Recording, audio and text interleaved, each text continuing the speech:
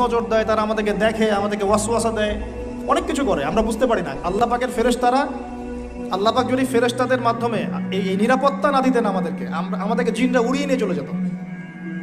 হ্যাঁ, এরা এত দুষ্ট প্রকৃতির মানব, সৃষ্টি মাখলুক। এর মধ্যে ভালো মন্দ আছে, খারাপদের কথা বলছে। তো ওয়াশরুমে যখন ঢুকছেন ওখানেও কিন্তু শয়তান আছে। শয়তান রাত কাটায় আমাদের দুই পায়ের মাঝখানে এবং নাকের দুই গহ্বরের মাঝখানে। ঘুম থেকে উঠে 3 বার নাকে পানি দিতে হয়, আর আগে হাত ধুয়ে নিতে হয়। তারপরে বাথরুমে ঢোকার সময় আমরা ডান পা ইউজ করবো না, আগে বাম পা। বের হওয়ার সময় ডান পা। দোয়া বিসমিল্লাহ আল্লাহুম্মা ইন্নী আউযু বিকা মিনাল খুবসি ওয়াল খাবাইস।